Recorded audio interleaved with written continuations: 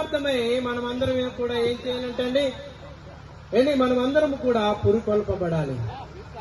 ఆయన కృపలో మనమందరము కూడా నడిచేవారముగా ఉండాలి. దేవునికి స్తోత్రం, హల్లెలూయా. నిజంగా ఎంతమంది దేవుని యొక్క వాక్యము కొరకు కుతూహలం కలిగి ఉన్నారండి? చేతులు పైకెద్దామా? హల్లెలూయా. నిజంగా మనమందరము కూడా దేవుని యొక్క స్వరాన్ని బట్టి మనము ఇక్కడికి వచ్చి ఉన్నాం.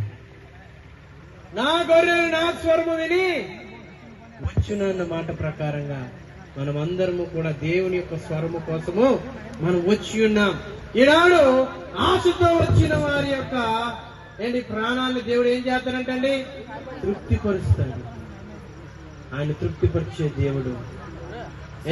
ఆ మన్నా కొరకు, ఆ యొక్క శ్రేష్టమైన వాక్యము కొరకు మనమందరము కూడా ఆశతో రావాలి.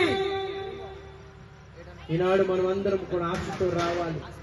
ప్రభు మనందరితో కూడా మాట్లాడుతూ ఆయన కృపలో మనతో ఏం